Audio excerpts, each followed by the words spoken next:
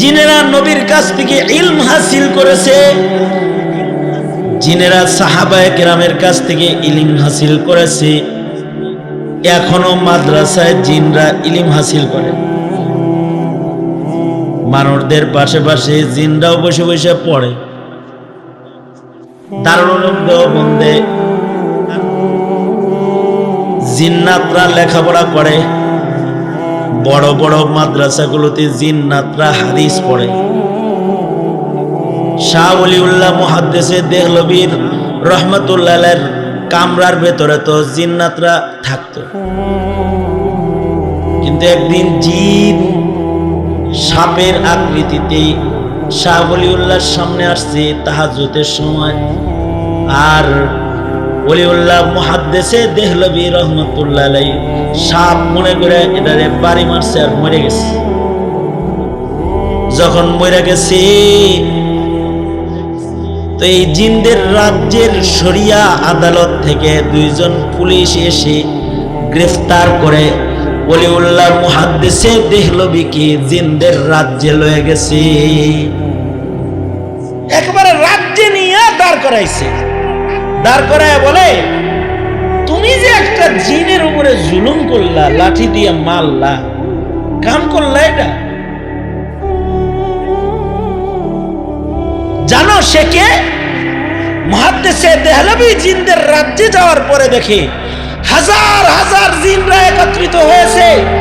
একজন বয়োবৃদ্ধ জিন বসে রয়েছে, কাফনে সজ্জিত একজনকে মাইয়িত হিসেবে জানাজা করার জন্য কাতার করছে। জানো সে কে? কে সে? সে হলো আমাদের রাজ্যের বাদশাহ, মুসলিম জিনদের বাদশাহ। এই বাদশার ছেলে যারা তোমার কাছে হাদিস পড়ে তাদের একজন সে। বাদশাহ তার সন্তানদেরকে তোমার কাছে হাদিস পড়তে পাঠায়, আর তুমি কিনা বাড়ি দিয়ে মাল্লা, একটা জান মাল্লা। জানের বদলেতে জান। তোমাদের ধর্মে কি শরীয়ত কি বলে? শরীয়ত বলে হলো কেউ যদি জান হত্যা করে তাহলে জানের বদলে কি? জান। কানের বদলে কান, জানের বদলে জান, দাঁতের বদলে দাঁত, নাকের বদলে। কেউ যদি জুলুম করে কাউকে হত্যা করে তাহলে তার বিচার হলো কিসাস, তাকে মৃত্যুদণ্ড দেওয়া হবে। সুতরাং তাহলে তোমার তো এখন মৃত্যুদণ্ড হওয়া উচিত, কারণ তুমি একটা জিন মেরে ফেলাইছো। তলবে ইলম দাও, নেককার জিনকে তুমি হত্যা করে ফেলেছো। দুনিয়ায় বিচার হওয়া ভালো, হাসরে যেন বেজ্জতি না হও।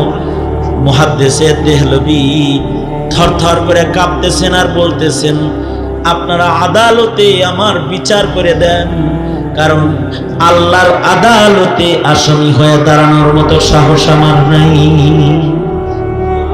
বিচার করেন।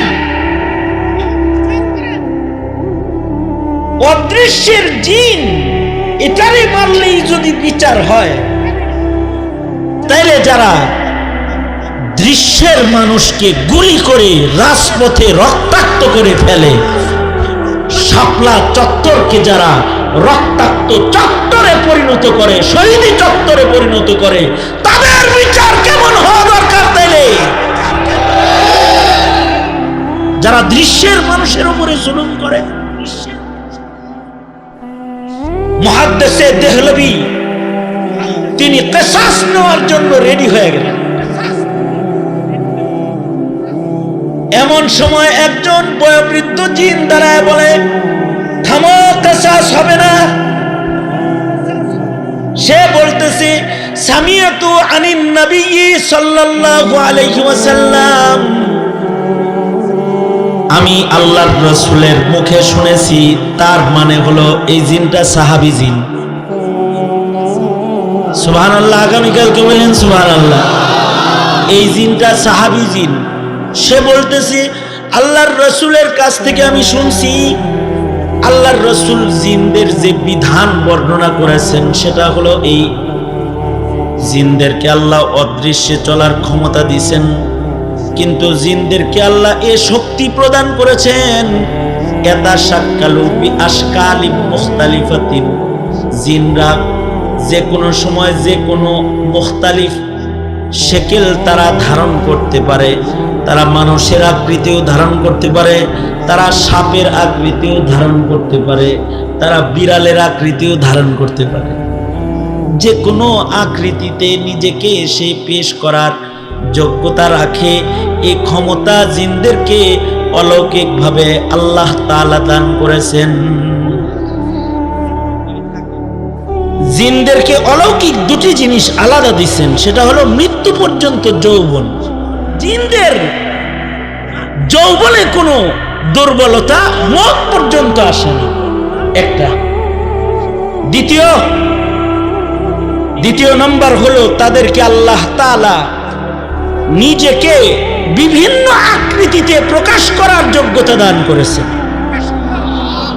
সঙ্গত কারণে এটারও বিধান নবীজি বলেছেন যে কোন জিন যদি ইচ্ছা করে নিজের শেকেল পাল্টায়, তারে নাচিনা যদি কেউ মারে, তাহলে এটা হত্যা হবে না, এটা দুর্ঘটনা হিসেবে গণিত হবে। সাপের আকৃতি ধরছে, তখন যদি তারে কেউ বাড়ি দিয়ে মারে, তাহলে এটা দুর্ঘটনা হবে। কিন্তু আল্লাহর রাসূল দেখেন, শুধু মানুষের হক আদায় করেন নাই, আল্লাহর রাসূল জিনের হক আদায় করছে। আল্লাহর রাসূল সাহাবায়ে কেরামদেরকে বলে, সাহাবীরা, ঘরের ভেতরে কোনো সাপ দেখলে এ সাপকে সরাসরি আঘাত করে মেরো না, আগে আওয়াজ দাও তারপরে। এ কারণে সাহাবী হাদিস riwayatকারী বলে যে আমি 3 বার করে ডাকতাম সাপ দেখলে ঘরের ভিতরে, এই তুই কি জিন না সাপ, এই তুই কি জিন না সাপ, এই তুই কি জিন না সাপ। যদি 3 বারের পরেও কোনো জবাব না দিত, তাইলে পারে। আজব, আল্লাহর রাসূল জিনের উপরে জুলুম না হয় এজন্য বিধান বলে দিয়ে গেছে। আবার জিনদেরকে বলেছেন, তোমাদের আকৃতি না চিনে তোমাদেরকে কেউ যদি মারে, তাহলে কিন্তু এর জন্য কোনো কেসাস টেসাস নাই। সুতরাং তোমরা এমনটি করবে না। আবার জিনেরা নবীর ইজদিরে 2 বার রাসূলকে জিনরা দাওয়াত দিয়ে নিছে, আল্লাহর নবীকে। জিনেরা নবীজিকে বলে, আল্লাহর নবী, আপনার উম্মত যেন হাড্ডির দ্বারাই যেন ঢিলা কলব ব্যবহার না করে মানা করেন, কারণ আমরা জিনেরা হাড্ডি থেকে রিজিক নেই। হাড্ডির ভেতরে আমাদের রিজিক, অর্থাৎ আমরা কিছু খেয়ে যখন ফেলে দিই, এই হাড্ডিটা জিনদের কাছে যাওয়ার সাথে সাথে জিনেরা এই হাড্ডি ধরার সাথে সাথে এটা আবার গোশতে রূপান্তরিত হয়, তারা এখান থেকে খাবার খায়। আল্লাহু আকবার কবির, হাড্ডির থেকে খানা খায়।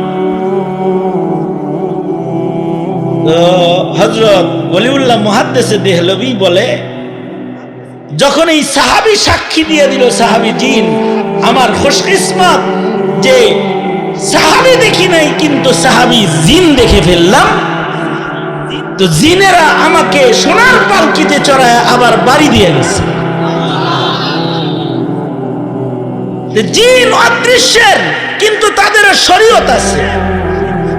কিন্তু অদৃশ্যের জিন যারা শরীয়ত মানে না, ওরা হলো শয়তান। মানুষের ভেতরে 2 প্রকারের মানুষ। এক প্রকারের মানুষ অদৃশ্যের শয়তান জিনের খাসলত হয়ে গেলে তারা হয় মানুষ শয়তান। আর মানুষের ভেতরে কিছু মানুষ আল্লাহর শরীয়ত না মেনে তারা গরু ছাগলের মতো নিজেকে হাইওয়ান মনে করলে তারা ইনসান রয় না, তারাও হয় হাইওয়ান। এ কারণে মানুষ যেন শয়তান জিনের খপ্পরেও না পড়ে, আবার মানুষ যেন হাইওয়ানও না হয়।